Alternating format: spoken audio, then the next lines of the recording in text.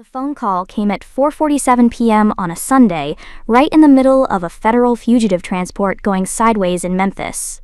"Chief Deputy Eddings, we've got a problem." My deputy's voice was tight. "The prisoner just collapsed. Paramedics say possible heart attack. We're 10 minutes from the hospital, but the locals are talking about stopping the transport." I stood in my kitchen, still in my weekend jeans, holding a dish towel. Through the window, I could see my father's house 3 streets over. The place where I was supposed to be in 13 minutes for Sunday dinner. The place I'd been dreading for the past week. "Don't stop," I said. "Hospital protocol, full security detail. I don't care if he's coding, you don't break transport. Call the U.S. Attorney's Office. Get them on standby. If he dies in custody, we need every step documented." "Copy that, ma'am." I ended the call and looked at the clock. 4:49 p.m. I had 11 minutes to get to Dad's house, sit through 3 hours of thinly veiled contempt, and pretend I didn't notice when my older brother Justin compared his new lake house to my situation.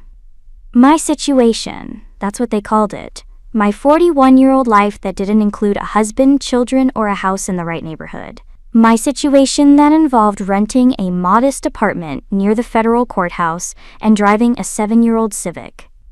My situation that paid $165,000 a year and commanded 18 deputy marshals across 3 states. But they didn't know that. They'd never asked. I arrived at 5:03 p.m., 3 minutes late, which meant my stepmother Brielle would already be annoyed. Dad had married her 4 years after my mother died. I was 15. Justin was 17. Our younger sister Cameron was 12. Brielle came with 2 kids of her own and a very specific vision of what success looked like. 26 years later, that vision still didn't include me. The house was the same 1970s ranch Dad had bought when I was born. Vinyl siding, narrow driveway, a carport instead of a garage. My brother's BMW sat in front, Cameron's Lexus SUV behind it. I parked my Civic on the street. Inside, the dining room already smelled like pot roast and something burning. The table was set with Dad's everyday dishes, the ones with the faded blue rim that had been there since Mom was alive. Vinyl tablecloth, mismatched chairs. The overhead light had 2 bulbs out, giving everything a dim, tired quality. "Elise," Brielle's voice was bright and false. "You made it. We were just saying we should start without you." "Sorry, work thing." I slid into my usual seat, the one at the end, where the table wobbled if you leaned too hard. On a Sunday, my brother Justin was already halfway through his first beer. Must be nice to have such flexible hours. I smiled and said nothing. This was the game. They made assumptions, I let them. Easier than explaining that U.S. Marshals didn't actually have flexible hours, that I'd worked 73 hours last week hunting a fugitive who'd skipped bail on federal weapons charges. Dad sat at the head of the table carving the pot roast with the same dull knife he'd been using for 30 years. He didn't look at me. Hadn't really looked at me in years, not since I'd wasted my criminal justice degree on some government job instead of marrying Stephen Gilmore, whose father owned 3 car dealerships. "So," Brielle said, passing the potatoes, "Justin has news." Justin grinned. "We closed on the lake house Friday. 6 bedrooms, 4 baths, private dock. Built in 2019, so everything's new. Michelle's already planning the 4th of July party." "That's wonderful," I said, taking the smallest helping of potatoes possible. "What'd you pay?" Dad asked. This was his favorite question, the one that let him quantify success in dollars and square footage. $475, Justin said. "Got them down from $490? Cash offer." Dad whistled low. "Cash. That's smart. No mortgage payment eating away at you." "Yeah, well," Justin glanced at me. "Some of us planned ahead." The barb landed exactly where he'd aimed it. I took a sip of water and said nothing. Cameron jumped in, eager to play. "Tell them about the boat, Justin." "Oh yeah." He pulled out his phone, started swiping through photos. 24-foot bayliner, used, but only 200 hours on it. "Got it for a steal, $18,000. "Jesus," Dad breathed. "You're really doing it right, son." The words hung there. "You're really doing it right, son. Not, you're doing well. Not, I'm proud of you. But right, which implied there was a wrong way. A wrong son. A wrong daughter." "What about you, Cameron?" Brielle asked. "How's the house hunting going?" Cameron launched into a detailed description of the 5 houses she and her husband were considering. Square footage. School districts. Granite countertops versus quartz. I ate my pot roast and watched the clock tick towards 6 p.m., then 6:30. My phone buzzed. A text from my deputy, prisoner stable, in surgery, U.S. attorney on site. All documented. I texted back, good work, keep me posted. Elise, no phones at the table, Brielle said sharply. I put the phone away. Sorry, work. Must be a really important government job, Justin said. There was that tone again, the one that made government job sound like garbage collector. It pays the bills, I said mildly. Does it? Cameron asked. And there it was, the question they'd all been dancing around. Pay the bills, I mean. Because you're still renting, right? I am. That apartment near downtown? She made a face. Elise, you're 41. Don't you think it's time to build some equity? Get on the property ladder? I cut my meat carefully. I'm comfortable where I am. Comfortable isn't ownership, Dad said. This was the first time he directly addressed me all dinner. Comfortable is what people say when they can't afford better. Something hot flared in my chest. I pushed it down. Dad's right, Justin said. Real wealth is in property. I've got the primary residence, the lake house, and I'm looking at an investment property in Colombia. That's how you build generational wealth. Generational wealth, I repeated. That's the goal? It should be everyone's goal, Brielle said. Leaving something for your children. Building something that lasts. I didn't mention that I had no children. Didn't mention that every family dinner for the past decade had included some variation of this conversation. Some reminder that I was failing at the basic requirements of successful adulthood. Didn't mention that I'd stopped trying to date after my ex-fiancé had left me because, in his words, you care more about catching fugitives than building a life. Speaking of houses, Brielle said, turning to her friend Lisa, who'd been invited for reasons that were never explained. Lisa, didn't you just get that new listing in Ashford Park? Lisa launched into real estate talk. Dad and Justin debated property values. Cameron showed more photos of potential houses on her phone. I ate green beans and thought about the $2.3 million in real estate I owned. 12 properties across 3 states. 4 residential rentals, 2 commercial spaces. 6 investment properties I had bought at foreclosure auctions using my law enforcement connections and knowledge of distressed assets. The portfolio I'd been building for 15 years, property by property, using money I'd saved by living modestly and investing aggressively. The portfolio no one in my family knew about because I'd learned, early and painfully, that telling them anything about my success only made things worse. At 7:15 p.m., Brielle served dessert, store-bought apple pie with ice cream. My father's accountant, Richard Nesbitt, arrived for coffee. He'd been doing Dad's taxes for 20 years, had known me since I was in high school. Richard, Dad stood, suddenly jovial. Right on time, coffee's fresh. Richard settled into the chair across from me, accepted his coffee with 2 sugars. Good to see everyone. How's the family? Thriving, Dad said. And then, because he couldn't help himself, Justin just bought a lake house. $475,000 cash. Impressive, Richard said, and he meant it. He pulled out his phone. I actually wanted to talk to you about some property tax strategies for your rental. Dad doesn't have rentals, Justin interrupted. He's got the house free and clear, but that's it. Right, Richard said absently, scrolling through something on his phone. I meant for planning purposes. You'd mentioned wanting to look at investment properties last year. Couldn't swing it, Dad said. His voice had gone tight. Taxes are killing me as it is. Can barely keep up with the maintenance on this place. This was a lie. Dad had a comfortable pension from the post office and no debt.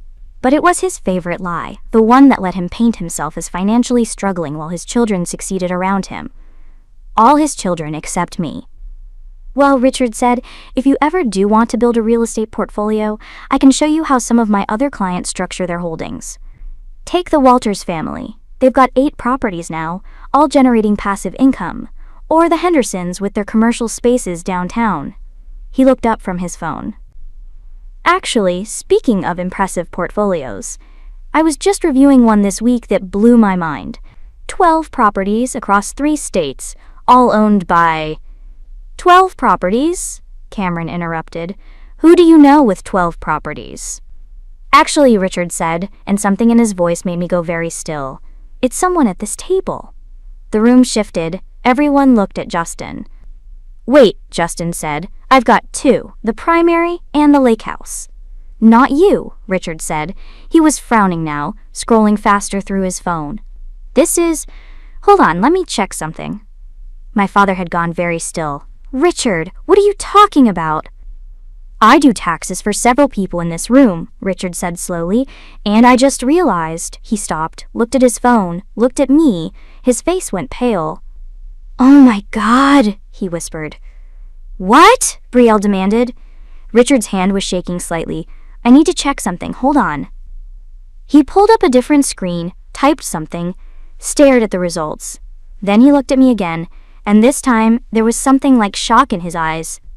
Elise, he said carefully, I handle your taxes. You do, I said quietly. And I handle your father's taxes. You do. You two have the same last name, but I never connected. He set down his phone like it might explode. Jesus Christ. Richard, what the hell is going on? My father's voice had gone sharp. Richard looked at Dad, then at me, then back at Dad. Sir, when was the last time you asked your daughter what she does for a living? She works for the government, Dad said. Some administrative thing. She's never been specific about it. Some administrative thing, Richard repeated. He laughed. A short, shocked bark. Sir, your daughter owns 12 properties in this town alone. 12. 4 residential rentals fully occupied, 2 commercial spaces leased to businesses, and 6 investment properties generating passive income. The words landed in the middle of the table like a grenade. No one moved. That's not possible, Justin said. It's very possible, Richard said. I've been doing her taxes for 8 years. I never made the connection that you were her father.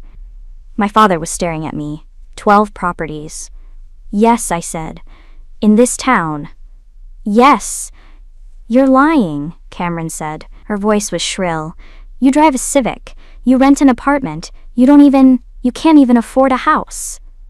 I can, I said calmly. I choose not to live in one. This is bullshit, Justin said. He turned to Richard. You're confused. You've got the wrong person. Richard pulled up his phone, turned it toward my father. Sir, look, these are the property records, all under her name. The commercial space at 4th and Main, hers. The duplex on Riverside, hers. The old Morrison building that got renovated last year, she owns it. My father took the phone with shaking hands. I watched him scroll through the records, watched his face go from red to white to gray. The Morrison building? He whispered. That's worth about $1.2 million now, Richard said. She bought it for $300,000 at foreclosure 7 years ago, renovated it, leased it to 3 businesses.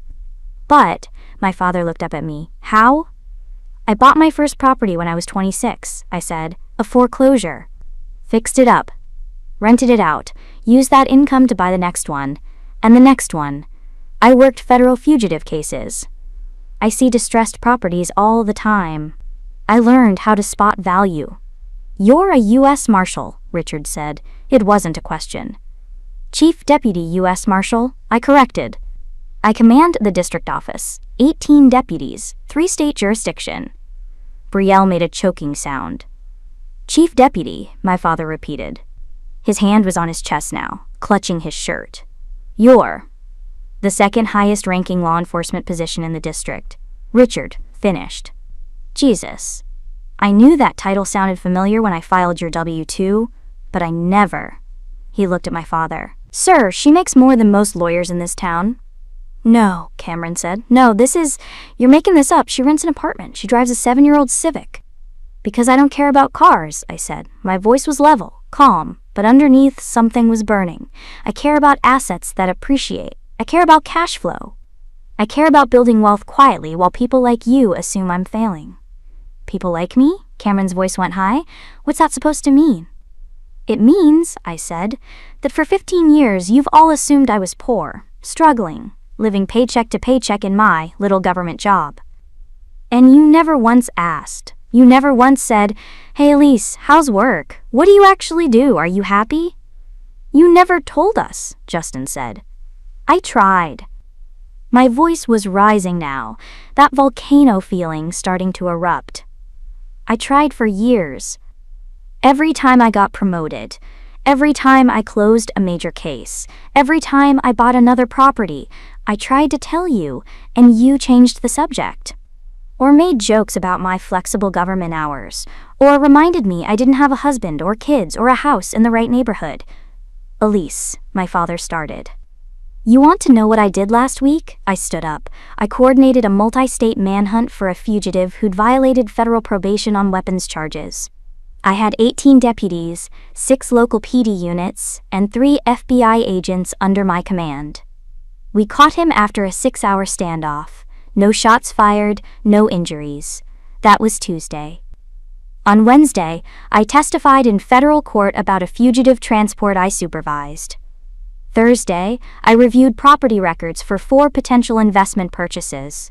Friday, I closed on a commercial property in Charleston that will net me $60,000 a year in rental income. The table was silent. And today, I continued, I got a call at 4:47 about a federal prisoner having a heart attack mid-transport. I gave orders to maintain security protocol and contacted the U.S. Attorney's Office while I was standing in my kitchen, getting ready to come here. To come to this dinner where my brother would brag about his lake house and my father would look through me like I'm not even here. That's not, my father said weakly. It is, I was shaking now. You want to know what you said to my aunt at Christmas? She asked about me, and you said, she's probably living in her car by now. I've stopped asking. My father's face went white. That's what you tell people, I said, that I'm probably living in my car. I didn't mean, yes, you did. My voice cracked. You've been ashamed of me for 20 years. Ashamed that I didn't marry Stephen Gilmore. Ashamed that I chose law enforcement over a safe office job. Ashamed that I don't have kids or a house in Ashford Park or a husband who owns car dealerships. Elise, stop, Brielle said. You're being dramatic. Dramatic? I laughed and it came out harsh. I've spent 2 decades being invisible in this family. Being the failure, the disappointment, and you know what? I'm done. You can't be serious, Cameron said. You're going to throw a tantrum because we didn't know you were secretly rich? It's not about the money, I said. It's about the fact that you didn't care enough to ask. That you built this entire narrative about me failing and you liked it. It made you feel better about yourselves. That's not true, Justin said, but his voice was uncertain. Isn't it? I looked at him. When's the last time you called me? When's the last time any of you asked how I was doing? Not the surface stuff? Really asked. No one answered. I picked up my purse. Richard, thanks for the accidental exposure. I appreciate it. Elise, wait. My father tried to stand, but his legs gave out. He slumped back into his chair, one hand still clutching his chest. His face was gray, his breathing shallow. Dad? Cameron was at his side. Dad, are you okay? He looked at me, really looked at me, maybe for the first time in years. You own 12 properties? 14 now, I said. I closed on 2 more last month. 1 in Columbia, 1 in Charleston. But you're probably living in your car by now. He repeated the words like he couldn't believe he'd said them. I've stopped asking. I finished for him. Yeah, I heard you. I walked toward the door. Don't leave, my father said. His voice was weak, broken. Please, I'm sorry. I didn't know. You didn't want to know, I said. There's a difference. I opened the door. Behind me, I could hear Brielle calling for someone to get Dad water. Justin was saying something about calling a doctor. Cameron was crying. Richard caught my arm in the driveway. For what it's worth, he said quietly, I think you're brilliant. What you've built, it's extraordinary. Thanks, I said. Are you really not coming back? I looked back at the house, the dim light through the windows, the silhouettes of my family scrambling around my father. 26 years of Sunday dinners. 26 years of being looked through, talked over, dismissed. I don't know, I said honestly. I really don't know. I didn't go back that night, or the next Sunday, or the one after that. My father called 16 times in the first week. I didn't answer. He left voicemails that started with apologies and ended with defensiveness. "I'm sorry I said that about the car, but you have to understand, you never told us anything." Cameron called twice, then sent a long text about how I was overreacting and making this about something it's not. Justin didn't call at all. Brielle sent a card, an actual physical card addressed to Elise Eddings, Chief Deputy U.S. Marshal. Inside she'd written, "We're very proud of your accomplishments. We hope you'll come to dinner soon." I put it in the recycling. 3 weeks after the dinner, Richard called me. "Your father asked me to reach out," he said. "He wants to see you. He says he's been reading about what U.S. Marshals actually do. He bought a book." "A book," I repeated. "About the history of the Marshal Service. He's been highlighting passages." I didn't know what to do with that information. "He also asked me to pull the property records for all 14 of your holdings," Richard continued. "He wanted to see them, to understand what you'd built." He sat in my office for 2 hours, just looking at the addresses, the valuations, the rental income. And then he cried. He cried. He said he'd failed you, that he'd spent 20 years looking at you and never seeing you. He asked me if it was too late. I was quiet for a long time. "What did you tell him?" "I told him I didn't know," Richard said, "but that if anyone would know, it would be you." I went to see him 4 weeks after the dinner. He answered the door himself. He'd lost weight. His face was drawn, older. He looked at me like he was afraid I might disappear. "Elise," he said, "thank you for coming." We sat in the living room. The same room where I'd played as a child, where Mom had read me stories, where I'd told my parents I wanted to go into law enforcement and watched my father's face close off. "I've been reading," he said. He gestured to the coffee table. There were 3 books about the U.S. Marshals Service, all bristling with sticky notes. "About what you do. About the Witness Protection Program, fugitive apprehension, federal prisoner transport." "I didn't know," his voice broke. "I didn't know any of it." "I tried to tell you," I said. "You did," he nodded. "You did, and I didn't listen. I was too busy being disappointed that you weren't the daughter I'd imagined. The one who married Stephen Gilmore and had kids and lived in Ashford Park. Why did that matter so much to you?" He was quiet for a long time. "Because it's what I understood," he said finally.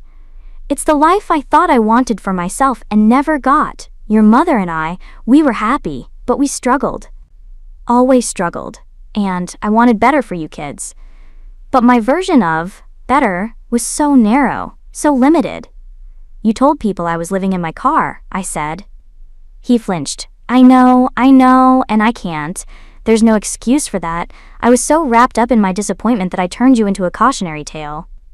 The daughter who wouldn't listen, who threw away opportunities. And it was easier to believe you were failing than to admit I didn't know anything about your life. You could have asked. I know. Tears were running down his face now. I know, and I'm sorry. I'm so sorry. I wanted to forgive him. Part of me wanted to fall into his arms and let 20 years of hurt dissolve in his apology. But another part of me, the part that had endured 2 decades of dismissal, of being invisible, of being the family failure, that part couldn't let it go.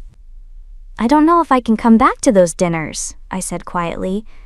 "I understand." Quote, "I don't know if I can watch Justin brag about his lake house and listen to Cameron's real estate plans and pretend that we're all okay now just because he reads some books." "I understand," he said again. "Do you?" I leaned forward. "Because I don't think you do. I don't think any of you understand what it's like to be looked through.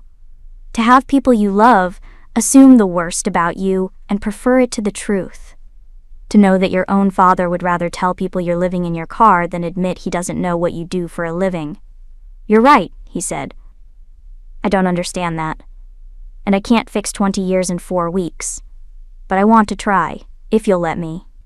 I looked at this man who'd raised me, who'd taught me to ride a bike and helped me with homework, and walked me down the aisle at my failed engagement party. This man who'd also erased me, bit by bit, year after year, until I was just a vague disappointment at the end of the table. "I need time," I said finally. "I'll wait," he said, "however long you need." That was 8 months ago. I've had coffee with my father 3 times since then. Brief meetings, carefully structured. We talk about surface things, the weather, local news, his garden. Sometimes he asks careful questions about my work and I answer them carefully. Justin sent an email 2 months ago. Subject line, I'm sorry. The body was one sentence. I should have asked about your life instead of assuming. I haven't responded. Cameron called last week. I didn't answer. She left a voicemail. I know you don't want to talk to us, but Mom's birthday is coming up and it would mean a lot if you came. Just think about it. I won't go. Brielle hasn't reached out again. The thing about revelations is that they don't fix anything, they just expose what was always there. My family spent 20 years preferring the story of my failure to the reality of my success. And when reality crashed into their Sunday dinner, they wanted me to forgive them immediately. To understand that they didn't mean it, that it was all a misunderstanding, that we could move forward. But I can't. Maybe that makes me unforgiving. Maybe it makes me bitter. Maybe in some other version of this story, I would have taken my father's apology and rebuilt our relationship into something beautiful and redemptive. But this isn't that story. This is the story of a woman who realized, at 41, that she'd been begging for scraps of recognition from people who would never see her. Who'd built an empire in the shadows because the people who were supposed to love her preferred her invisible. And when the light finally shone on what she'd accomplished, they clutched their chests and cried and said they were sorry. But sorry doesn't erase 20 years. Sorry doesn't give me back the dinners where I sat in silence while they celebrated everyone else. Sorry doesn't undo, she's probably living in her car by now. So I've made my peace with it. I go to work, I command my deputies, I close cases and buy properties and build the life I want. And on Sunday nights when I know they're all gathered around that table with the vinyl tablecloth and the dim lighting, I'm somewhere else. I'm in my apartment that I choose to rent. I'm driving my Civic that runs perfectly fine. I'm looking at property listings for my 15th investment. I'm living my life, successfully, powerfully, alone.